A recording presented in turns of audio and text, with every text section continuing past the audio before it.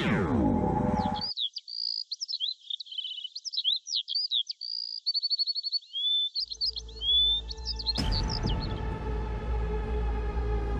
যে মহারানী, তা বলি বাসি কাজগুলো গুছোতে আর কত সময় লাগবে শুনি?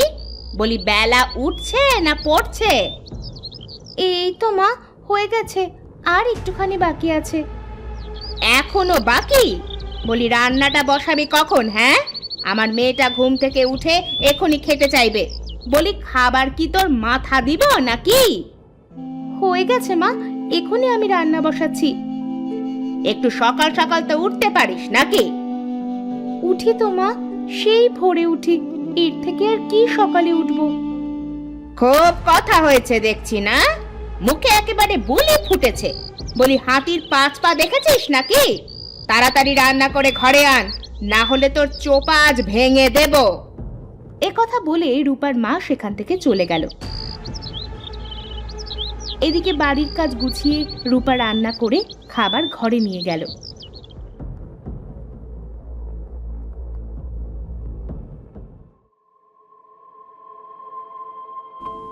মা, এই নাও তোমাদের খাবার, এবার তোমরা খেয়ে নাও। এত সময় পরে মহারানীর সময় হলো। বলি আমি না খেয়ে বেশি সময় থাকতে পারি না, সেটা কি তুই জানিস না? ও জানবে কি করে মা? ওর মাথায় কিছু আছে নাকি? মাথার মতো ওর মনটাও বিদঘুটে। কি কালো বিশ্রী দেখতে।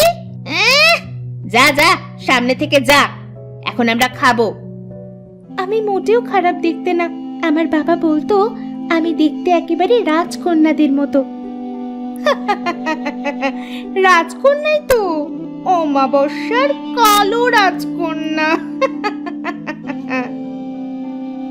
এই শোন, কাপড় কাচতে হবে, তাড়াতাড়ি গিয়ে কাপড়গুলো ধুয়ে নিয়ে আয়।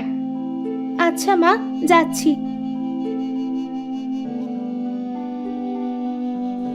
রূপা কাপড় নিয়ে নদীতে গেল সেগুলো ধুতে। নদীর পাড়ে এমন ছোট্ট একটা বাড়ি দেখে সে বাড়িটার কাছে এগিয়ে গেল। এখানে বাড়ি আছে? কই, আগে তো কখনো চোখে পড়েনি। আর কি সুন্দর দুটো আম গাছ, কত সুন্দর সুন্দর আম ধরেছে গাছে। কে থাকে এই বাড়িতে? আমি থাকি মা, এই বাড়িটা আমার। তা মা, তুই আমাকে একটা কাজ করে দিবি? হ্যাঁ ঠাকুমা, বলো না, তোমার কি কাজ করে দিতে হবে? বয়স হয়েছে তো মা, নদীতে নামতে পারি না, তাই যদি নদী থেকে পানি তুলে তুই আমার এই দুটি আম গাছে দিতিস তবে খুব উপকার হতো মা। পানির অভাবে গাছের ফলগুলো দেখ মা, কেমন শুকিয়ে যাচ্ছে। তুমি কোনো চিন্তা করো না ঠাকুমা, আমি এখনই তোমার গাছে পানি দিয়ে দিচ্ছি। তুমি এই গাছের নিচে বসে বিশ্রাম নাও। রূপা নদী থেকে পানি তুলে গাছের গোড়ায় দিয়ে দিল। তুই অনেক ভালো রে মা, বেঁচে থাক, বেঁচে থাক মা। এবার আমাকে যেতে হবে ঠাকুমা, না হলে মা খুব বকবে। রূপা ঠাকুমার কাছ থেকে বিদায় নিয়ে বাড়ি ফিরে এলো।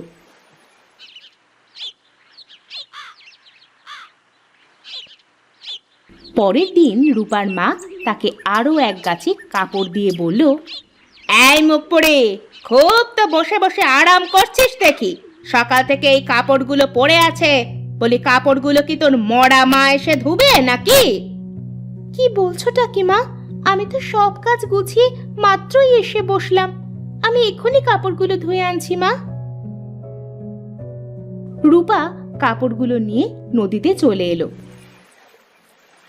নদীর পাড়ে এসে বলল, কিচ্ছুটি ভালো লাগছে না, আমি বরং ঠাকুমার কাছে গিয়ে একটু বসি। ঠাকুমা, ও ঠাকুমা, বলি বাড়িতে কি কেউ নেই নাকি? আরে, কালই তো গাছে পানি দিলাম, আজ গাছের ফলগুলো এমন তরতাজা হয়ে গেল কিভাবে? তোর জন্যই তো এমন তরতাজা হয়েছে গাছ দুটি। চল, আমরা দু গাছের মাঝে বসে গল্প করি।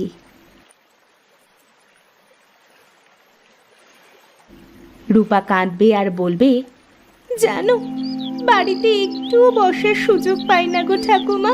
এত কাজ করি, তবুও বলে বসে থাকি, দিনকে দিন খেতে দেয় না।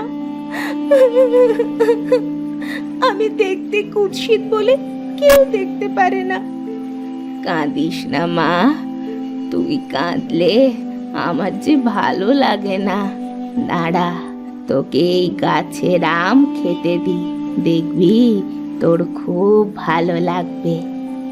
মিঠাই, তোর আম গাছ থেকে দুটো আম দে দেখি, আমার পাগলিটার খুব খিদে পেয়েছে।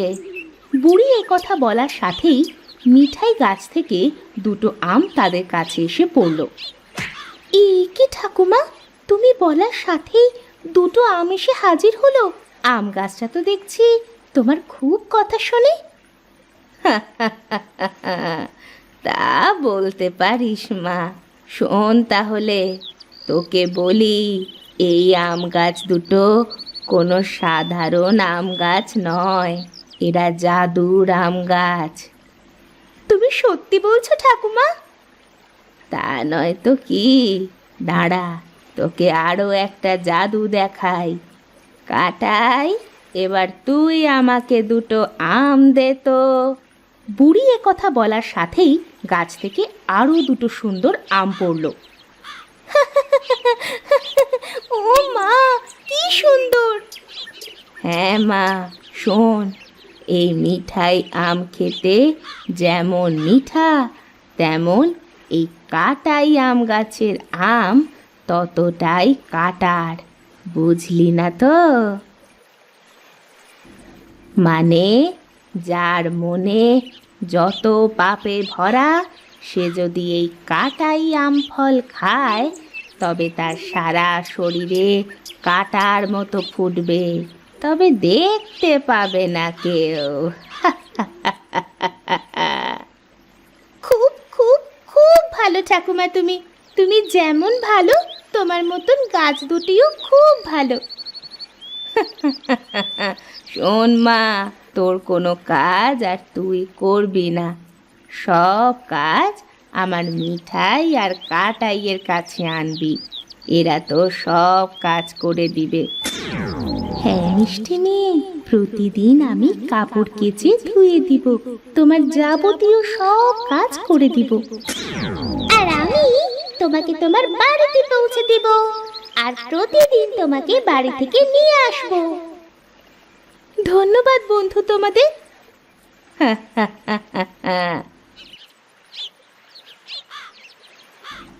দাঁড়াও, আমি তোমার কাপড় এখনই পরিষ্কার করে দিচ্ছি।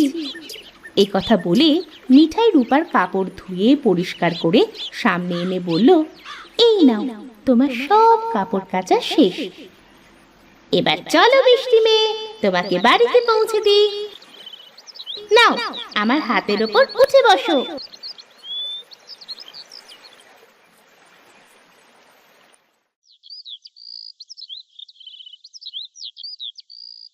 শোনো মিষ্টি মেয়ে, আমাকে দরকার পড়লে বলবে, কাটাই আমার সামনে এসে হাজির হও, আমি সাথে সাথে চলে আসবো, কেমন?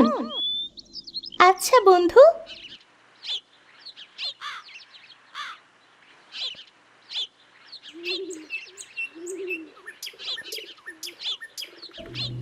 এই নবাবের বেটি, কাপড় ধুতে এত সময় লাগে বুঝি? বাকি কাজগুলো কে করবে শুনি? যা, তাড়াতাড়ি রান্না বসা। আচ্ছা মা, আমি এক্ষুনি রান্না করে দিচ্ছি।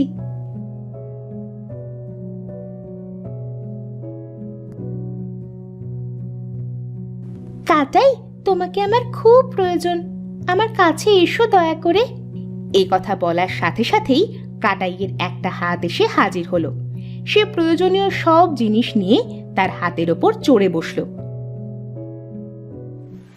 মিঠাইয়ের কাছে গিয়ে বলল, বন্ধু, আমার সবজিগুলো কেটে রান্না করে দাও না তাড়াতাড়ি। বেশ, তাই হবে। আম গাছটি তার জাদু শক্তি দ্বারা সাথে সাথে রান্না করে দিল।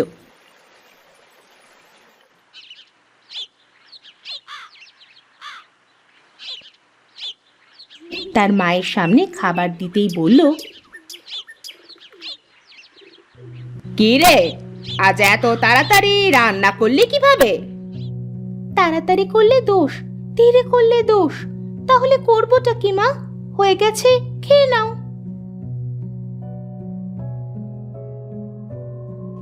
মা, ব্যাপারটা কিন্তু সুবিধার ঠেকছে না। একে চোখে চোখে রাখতে হবে দেখছি। মুখে খুব কথা ফুটেছে তো। দাঁড়া, আমি দেখছি ব্যাপারটা কি। রূপা, এই রূপা, এদিকে আয়, এই বাসনগুলো মেজে আনতো, ভাত খাবো এখনি। আসছি মা। রূপা বাসনগুলো নিয়ে কাটাইকে স্মরণ করতেই কাটাই এসে তাকে নিয়ে গেল। এটা তারা মা মেয়ে আড়াল থেকে দেখে চোখ যেন তাদের কপালে উঠল।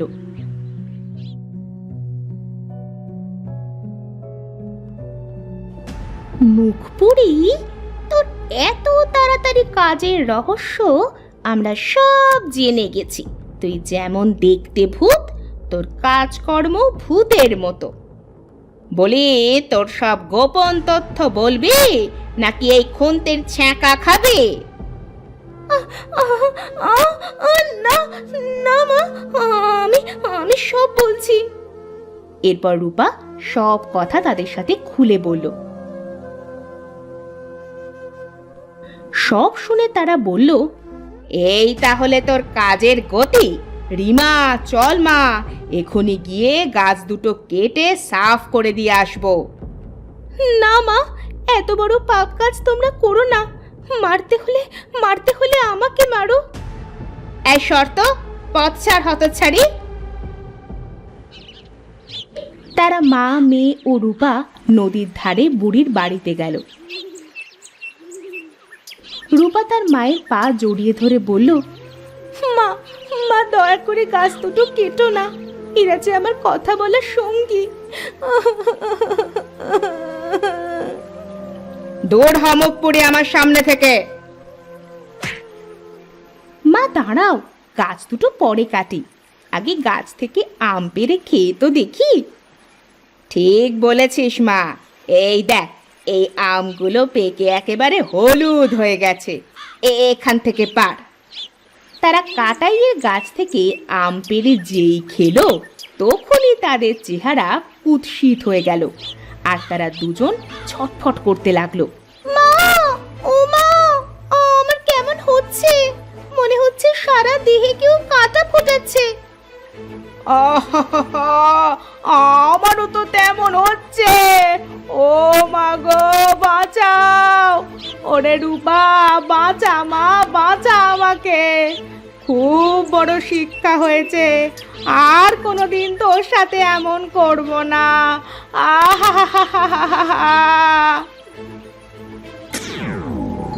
এত সুন্দর চুল, এত সুন্দর গায়ের রং, আমি এত সুন্দর হয়ে গেছি।